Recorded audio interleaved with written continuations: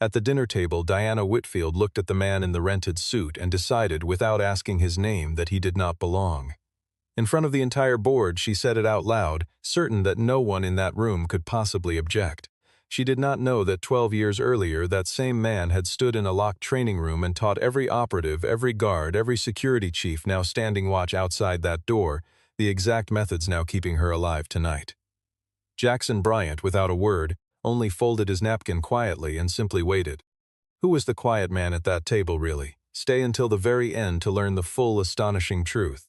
The dining hall at Calloway House did not look like a place where secrets could survive. Crystal chandeliers threw soft gold light across linen tablecloths, and the scent of rosemary and butter drifted from the kitchen long before the first guest arrived. It was the kind of private club where senators dined beside hedge fund managers, where reservations were measured in years rather than weeks, and where the staff moved like shadows, present only when needed and invisible otherwise. Jackson Bryant had worked there for nearly 4 years, first as a night porter, then as the quiet, watchful figure who stood near the entrance and decided with a glance who deserved a smile and who deserved a closer look. Nobody asked him much about his past, and he preferred it that way. He kept his uniform pressed, his shoes polished, and his opinions to himself, and in exchange the building gave him something he had not expected to need so badly. A place where nothing important depended on his judgment, where the worst thing that could happen on a given night was a delayed appetizer or an overbooked table. That evening, before his shift began, he sat in the small employee break room with his phone propped against a stack of folded napkins, watching his daughter's face fill the screen. Hannah was 8 years old, missing a tooth on the upper left side and entirely unbothered by the gap.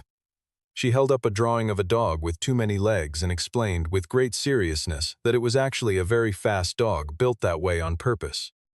Jackson laughed, the kind of laugh that came easily only around her, and told her the dog looked like it could outrun anything in the whole city, maybe the whole country. She asked when he was coming home, and he told her soon, the way he always did, and meant it the way he always did. Her grandmother's voice called from somewhere off-screen, reminding her that bath time waited for no one, and Hannah rolled her eyes in the dramatic way only 8-year-olds can manage, before blowing him a quick kiss and disappearing from view. The small room felt quieter once she was gone, the way rooms always did, but Jackson sat with the quiet for a moment longer than usual, letting it settle before he stood and smoothed down his jacket. One of the longtime servers, a soft-spoken woman named Kara who had worked the floor at Calloway House longer than almost anyone else, often told the newer staff that Jackson was the only person in the building who never seemed rattled, no matter how chaotic a private function became behind the scenes. She did not know why, and she never asked, because something in the calm, deliberate way he carried himself suggested the question would not be welcome. She simply trusted him the way the rest of the staff eventually learned to trust him, quietly and without needing an explanation for it. He checked his tie in the mirror by the coat room, adjusted a wrinkle that was not really there, and walked into the hallway where the first sounds of the evening were beginning to gather, glasses clinking somewhere in preparation, low voices rehearsing the night's choreography. He moved without hurry, the way men moved when they had once been trained to read a room before stepping into it, eyes flicking briefly toward exits and sightlines out of pure habit rather than necessity. The maitre d', a nervous young man named Oliver who had only worked there a few months, mentioned that tonight's private function belonged to Whitfield Global, a name that meant nothing to most of the staff and everything to anyone who followed finance news closely. Jackson only nodded. He had heard the name before, years ago, in another life, attached to memos and security briefings rather than dinner reservations, but he did not let the memory show on his face, because that was a skill no one in this building knew he still carried. Diana Whitfield arrived precisely on time, the way she arrived everywhere, trailed by an entourage that seemed to part the air around her before she even stepped through it. She was the chief executive of Whitfield Global, a sprawling company that touched finance, logistics, and private security contracts across 3 continents, and she had built much of her reputation on never appearing rattled, not in boardrooms, not in front of cameras, not in the quiet hours after a deal collapsed. Tonight mattered more than most nights. A group of investors visiting from overseas were weighing a partnership that would double the company's reach into markets it had spent years trying to enter, and Diana intended to give them a flawless evening, the kind that left no room for doubt about who was in control of the room and everything in it.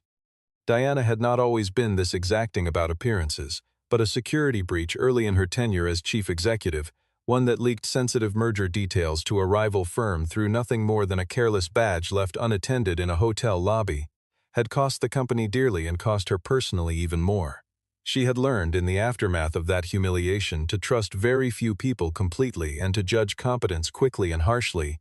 because she had once paid an enormous price for trusting someone who turned out to be careless rather than capable. The lesson had hardened into instinct over the years, an instinct that now, without her fully realizing it, shaped the way she looked at almost everyone standing below her on an organizational chart. Beside her walked Carter Voss, the company's global head of security, a broad-shouldered man with a practiced smile and a habit of mentioning his own accomplishments before anyone thought to ask about them. Carter had spent the better part of a decade telling new hires and nervous investors the same story over good wine and better lighting, that he personally designed the executive protection program that kept Whitfield Global's leadership safe in every city they operated in. It was a good story, polished smooth by years of repetition. It was also, in every meaningful sense, untrue, though almost no one left inside that company still remembered who had actually built it, and Carter had long since stopped worrying that anyone ever would. The private dining room had been arranged with care, long tables dressed in ivory linen, candlelight flickering against polished silver, a string quartet playing softly near the far wall, the kind of careful staging meant to suggest effortlessness while costing a great deal of effort behind the scenes. Diana moved through the room the way a queen might move through a court she had built herself, shaking hands, offering compliments that sounded sincere because she had practiced them for years, steering every conversation gently back toward the partnership she needed to close before the night ended. Margaret Calloway, her chief of staff for nearly 6 years, trailed a half step behind, watching the room with the quiet vigilance of someone whose entire job was noticing what Diana did not have time to notice herself. It was Jackson who first caught Diana's eye, though not for any reason that flattered him. He stood near the side entrance in his dark uniform, hands folded, watching the room the way he had once watched far more dangerous rooms, scanning exits out of old habit, noting who lingered too long near the windows, registering small details that meant nothing here but had once meant everything. To Diana, exhausted from months of preparation and irritated by a small delay in the appetizer service, he simply looked like an employee standing idle while she needed something fixed immediately. She crossed the room toward him without softening her tone, the way she rarely softened it for anyone below a certain title on a night this important. She asked him, in front of 2 investors and 3 board members, why the kitchen was running behind schedule and whether anyone competent was actually managing tonight's service at all. Jackson answered calmly that the timing was intentional, paced deliberately to match the evening's wine pairing, and that everything remained under control. It was the wrong answer for the mood she was in, or perhaps the right answer delivered with more composure than she expected from someone she had already decided to dismiss. She turned slightly toward her board members, the corner of her mouth lifting into something between amusement and contempt, and said that it was remarkable what passed for competence these days, that perhaps someone had hired the wrong man for the wrong job entirely. A ripple of polite, uncomfortable laughter moved through the nearest guests, the kind of laughter people offer when they are unsure whether laughing is required of them. Jackson did not argue. He had spent enough years in rooms far more dangerous than this one to know that dignity was rarely won by raising your voice in front of an audience that had already chosen its side. He simply folded his hands a little tighter, met her eyes for one long, steady second that lasted just slightly too long to be comfortable, and said nothing at all. Margaret noticed the silence more than anyone else in the room did. She noticed the way he held himself, not like a man embarrassed by the moment, but like a man who had decided long ago that some battles were never worth fighting in front of strangers holding wine glasses. She filed the impression away quietly, without quite knowing yet why it mattered, and turned back to the conversation Diana had already moved on to. What none of them knew, what none of them could possibly have known, was that 12 years earlier, in a different city and a very different version of his life, Jackson Bryant had answered to a single name inside a small, secure facility outside Washington. The operatives who trained there called him Ghost, partly because he rarely spoke more than necessary, and partly because he had a habit of disappearing from a room the moment his work in it was finished, leaving behind only the lesson and never the lecture. He had built protection doctrines for corporate executives operating in unstable regions, careful systems of routine and redundancy that eventually became the backbone of programs used by companies across the country, including, in its earliest and most fragile years, the very company whose chief executive had just humiliated him over a delayed appetizer course. He had trained the first generation of Whitfield Global's security personnel himself, standing in a windowless room with a whiteboard and a stopwatch, drilling young agents on threat assessment, evacuation routes, and the particular discipline of staying calm when every instinct in the body demanded panic instead. Many of those agents had long since moved on, promoted into other companies or retired into quiet consulting work scattered across the country, but a few of his methods remained baked permanently into the company's procedures, repeated by trainers who had never met him and credited falsely to men who had simply inherited his work without ever questioning where it came from. He had walked away from that life after an assignment overseas went wrong in a way he never fully spoke about, not even to the people closest to him. A protective detail under his command had made a single misjudged call during a routine relocation, a call that should never have fallen to such junior hands, and the consequences had followed him home long after the official reports were filed and quietly closed. He carried no formal blame for what happened, but he carried something heavier than blame, a private conviction that the weight of other people's safety had finally grown too large for one man to hold without eventually dropping something precious. He had chosen, deliberately and without regret, to disappear into ordinary work where no one else's safety would ever again depend entirely on his judgment. Carter Voss had been one of the very last agents Jackson personally trained before leaving that world behind for good.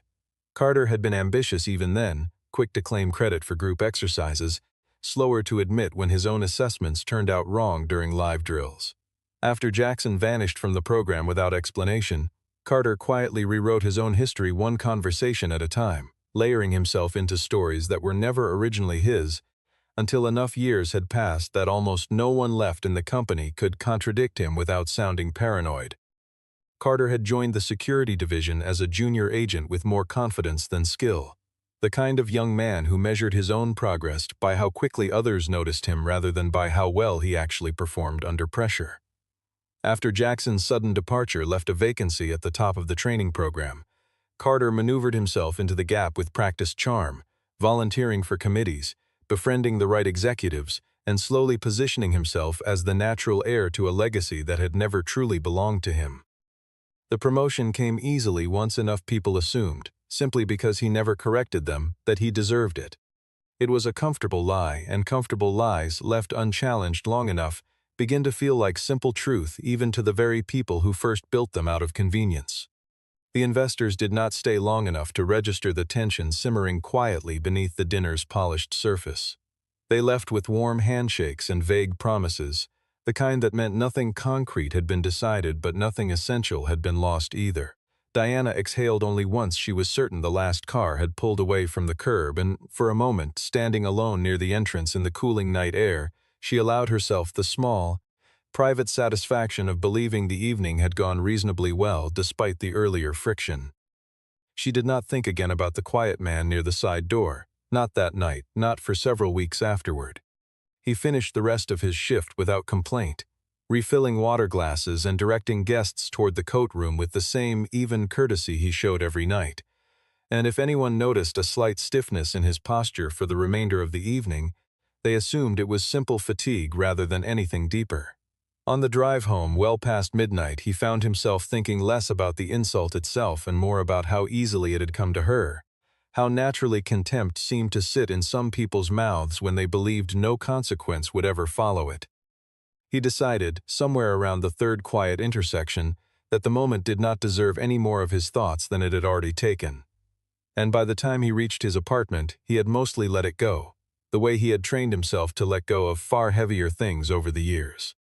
The cracks revealed themselves slowly, the way structural damage often does, hidden behind fresh paint until the weight finally becomes too much to hide. A routine audit, ordered as part of the ongoing partnership discussions, uncovered gaps in Whitfield Global's executive protection protocols that should never have existed in a company of its size and reputation.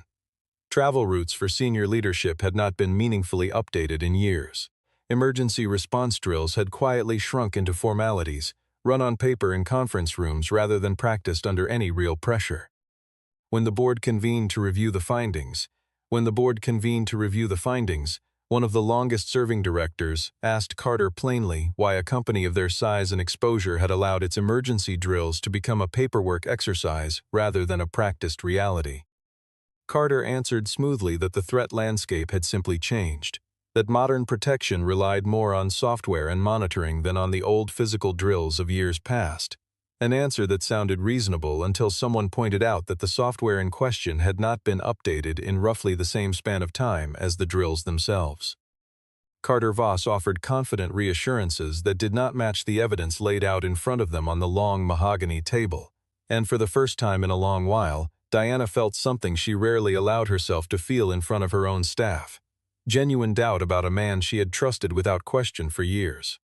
Margaret Calloway began quietly pulling old personnel files afterward, partly out of professional caution and partly because something about that earlier dinner had stayed with her longer than it reasonably should have.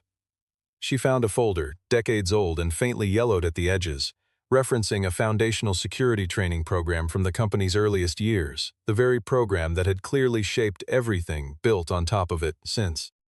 The architect's name had been redacted in most surviving copies, replaced with initials that meant nothing to her at first glance, but one surviving memo, buried deep in an archive nobody had opened in years, listed a single full name beside those initials in faded blue ink. She read it twice before she set the page down carefully, because the name on that page did not belong to Carter Voss at all, and had never belonged to him. Samuel Reyes arrived at the company's headquarters the following week as an outside consultant, brought in specifically to help assess the gaps the audit had so plainly exposed. Samuel had spent years working executive protection details after leaving government service behind, and he carried a reputation for being thorough, blunt, and almost entirely uninterested in office politics or the careful egos that came with them.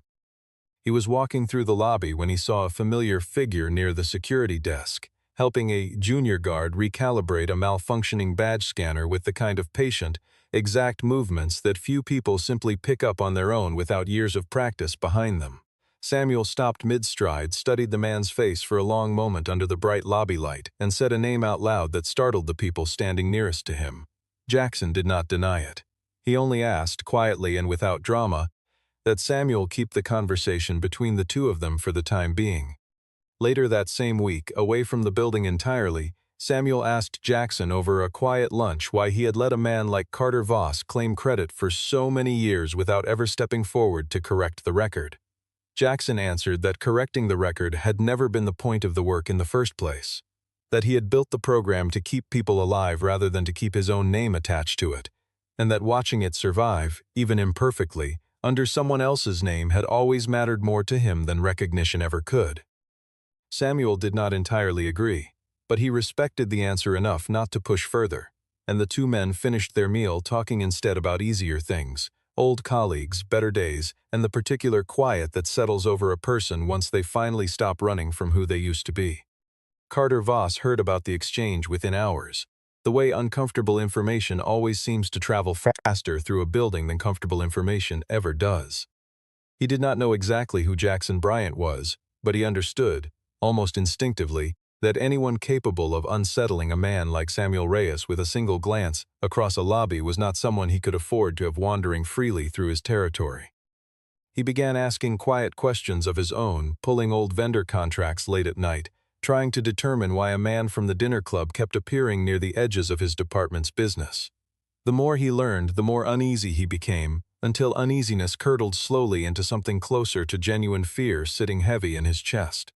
He tried, first, the gentle approach, suggesting to building management that outside contractors should be kept away from sensitive areas of headquarters entirely, a polite phrase that conveniently applied to almost no one except the dining club staff occasionally called in for executive functions. When that failed to remove Jackson from the picture, Carter shifted to something less subtle, quietly suggesting to a few colleagues over coffee that the strange new contractor asking questions around the building might not be entirely who he claimed to be, planting just enough doubt to make people hesitate before trusting him too quickly. It was the oldest tactic in his playbook, the same one he had relied on for years to protect a reputation built almost entirely on borrowed work, and it had always worked before now. Over coffee in the executive lounge, Carter mentioned casually to one of the junior risk officers that the new contractor wandering around the building asking questions had never actually passed a formal background screening. A claim that was entirely false but delivered with enough practiced confidence that the officer simply nodded and made a note to mention it further up the chain. It was the oldest tactic in his playbook, the same one he had relied on for years to protect a reputation built almost entirely on borrowed work. And it had always worked before now, back when no one had any reason to look closely enough to catch him in the lie. What Carter failed to account for was the growing list of small inconsistencies quietly stacking up against him on Margaret's desk. She compared his official biography against records from the early training program and found timelines that simply refused to align no matter how generously she read them. Samuel quietly confirmed, in a private conversation with Margaret over closed office doors, that the man currently cleaning up Carter's operational mistakes around the building was the same instructor who had once stood at the front of a room full of nervous new agents and taught them with total calm how to survive situations most people never had to imagine surviving. Diana knew none of this yet. She remained too consumed by the deepening operational crisis to notice the quiet, careful investigation unfolding 2 floors below her own office. The crisis arrived in full during the company's annual leadership summit, an event held at the very same private club where the disastrous dinner had taken place months earlier, this time with twice as many guests and far higher stakes resting on every detail. International partners, government liaisons, and major shareholders filled the same dining room that had once hosted a much smaller, quieter humiliation, and Whitfield Global's reputation for stability depended entirely on the night going smoothly from start to finish. Carter Voss had assured Diana, repeatedly and with his usual confidence, that his team had everything fully under control, that the gaps from the earlier audit had been addressed completely, and that nothing could possibly go wrong under his watch this time. The room that night felt different from the smaller dinner months earlier, charged with the particular energy of an event everyone understood mattered far beyond the food or the music. Camera crews from 2 business networks waited near the entrance for short interviews with arriving executives, and government liaisons from several visiting delegations mingled carefully among the shareholders. Each conversation weighed for diplomatic significance rather than simple pleasantry. Diana had rehearsed her opening remarks 3 times that afternoon alone, determined to project the same unshaken confidence she always projected, unaware that the night's real test would have nothing to do with anything she had prepared to say from the podium. Midway through the evening, a credible threat materialized with the kind of speed that left no time for committee meetings or careful deliberation of any kind. A disgruntled former contractor, recently terminated after his own security clearance had been quietly revoked without much explanation, attempted to force his way into the building through a service entrance that Carter's hastily patched protocols had failed to properly secure. Alarms began sounding through the lower levels just as the evening's keynote speeches were beginning upstairs, and within moments, panic started spreading through staff who had never been properly drilled for a real emergency rather than a comfortable paper exercise. Carter Voss froze completely. For all his confident talk over the years, he had never actually managed a live crisis of any real consequence, only the appearance of readiness for one in front of a board that rarely asked hard questions. The gap between performance and substance revealed itself in seconds, raw and undeniable. His team scrambled in 3 different directions at once, shouting conflicting instructions over crackling radios, while upstairs guests began murmuring uneasily, sensing that something had gone wrong without yet understanding what it might be. Diana, standing near the podium mid-introduction, felt the floor of her composure shift beneath her for the first time in years, watching her own security apparatus collapse exactly when it mattered most. Jackson Bryant had been working a quiet shift near the kitchen corridor that night, technically there only to help coordinate catering logistics for the evening. But the moment the alarms sounded, 12 years of training reasserted themselves in his body before his mind had even finished processing the danger. He moved toward the service entrance without hesitation, calm in a way that startled the panicking staff around him, issuing instructions in a low, steady voice that people obeyed instinctively, the way people always obey someone who clearly knows exactly what comes next. He redirected the intruder away from the main hall through a narrow service hallway, speaking in the same level tone he might have used to give directions to a lost guest, never once raising his voice or reaching for force when calm words could do the same work more safely. He kept his body angled between the man and the nearest stairwell leading up toward the main hall, closing off options one at a time the way he had once taught dozens of agents to do in rooms with far higher stakes than this one.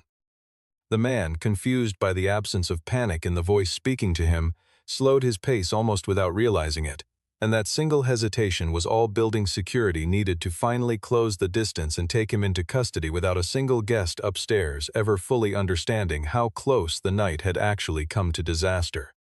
By the time Diana made her way down to the lower level, drawn by Margaret's urgent message buzzing repeatedly against her wrist, the threat had already been neutralized, and the room had gone strangely quiet except for the sound of radios crackling and staff catching their breath against the walls. She found Jackson standing near the service door, his jacket slightly torn at the shoulder, speaking calmly with two uniformed officers as though the entire incident had been nothing more than a minor scheduling inconvenience rather than a genuine threat to dozens of lives. Samuel Reyes stood nearby, watching with an expression that mixed relief with something close to quiet pride, and Margaret stood a few steps behind Diana, her face carrying the particular stillness of someone who finally understood everything she had been carefully piecing together for weeks. Diana asked, voice unsteady in a way she rarely allowed herself in front of staff, how he had known exactly what to do, how he had moved with such total certainty through a crisis her own trained security team had utterly failed to contain.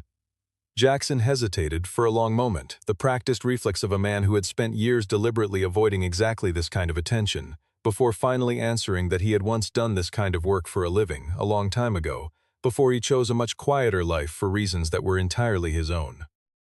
Samuel stepped forward then, unable to stay silent any longer, and told Diana plainly that the man standing in front of her had personally built the very security doctrine her company had spent over a decade running on, the same doctrine Carter Voss had spent years quietly claiming as his own original invention. The silence that followed was different from the silence at that first dinner months earlier. It was heavier, more complicated, carrying the particular weight of a truth that rearranges everything a person believed about their own judgment up to that point. Diana looked at Jackson, really looked at him for the first time, seeing past the uniform entirely, and the memory of her own voice at that earlier dinner table rose up uninvited, the careless cruelty of assuming a man's worth from the cut of his suit and nothing more. She felt something close to shame settle into her chest, sharp and unfamiliar, because she understood in that exact moment exactly how much damage casual contempt could do when aimed carelessly at the wrong person. Carter Voss arrived on the lower level minutes later, breathless and visibly shaken, attempting immediately to reframe the night's events as a success story for his own department's quick response.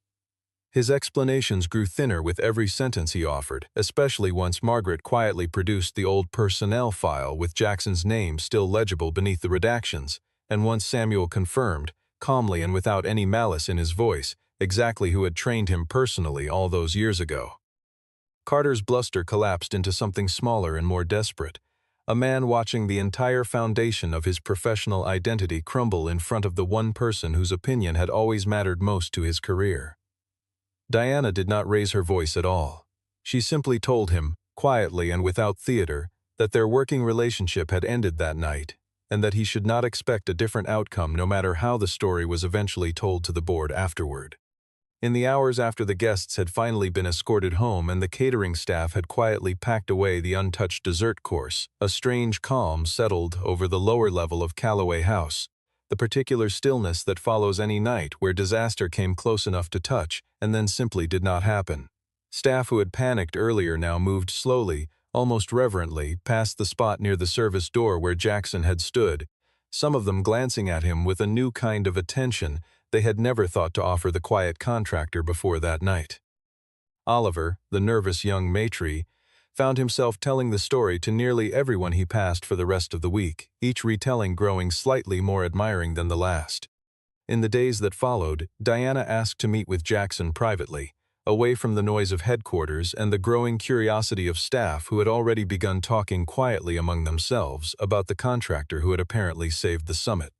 She chose a small, unremarkable coffee shop near the harbor rather than her own office, a deliberate choice meant to strip away the usual imbalance of power that always followed her into a boardroom. She told him, without rehearsed corporate language of any kind, that she was sorry, not only for the words she had said at that first dinner, but for the entire pattern of thinking that had allowed those words to come so easily in the first place. She admitted that she had spent years assuming competence wore a particular uniform, a particular posture, a particular tone of voice, and that the assumption had nearly cost her company everything that mattered most. She admitted that she had spent years assuming competence wore a particular uniform, a particular posture, a particular tone of voice, and that the assumption had nearly cost her company everything that mattered most. She told him that she had replayed that first dinner more times than she cared to admit, each time hearing her own voice a little more clearly, a little less forgivingly, until the memory had stopped feeling like an embarrassing slip and started feeling like a true measure of something she needed to fix in herself, rather than simply apologize for once and move past. Jackson listened without interrupting, the same patient stillness he had carried through every difficult room in his life.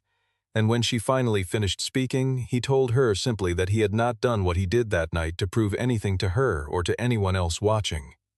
He had done it because the habit of protecting people who could not protect themselves had never really left him, no matter how many years he spent quietly trying to set it down for good. He told her, a little reluctantly, about Hannah, about the steady life he had built around her, about choosing ordinary work precisely because it asked nothing of the part of him that used to carry other people's safety as a daily exhausting burden. Diana asked, gently and without any pressure behind the question, whether he would ever consider returning to that kind of work in some smaller capacity, perhaps rebuilding the very program he had once created from nothing. He thought about it for a long moment before answering, the kind of pause that suggested he was weighing far more than just the offer sitting in front of him on the small table. He told her he would help, on his own terms and at his own pace, training a new generation properly rather than stepping back into any kind of spotlight himself, and that he expected no title, no public announcement, and certainly no apology tour staged for the comfort of the board.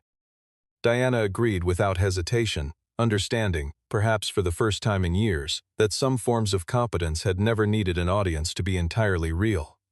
Word of what truly happened that night spread quietly through the company in the weeks that followed, not through any official statement or press release, but through the slow, organic respect that grows naturally when people witness quiet competence up close, with their own eyes.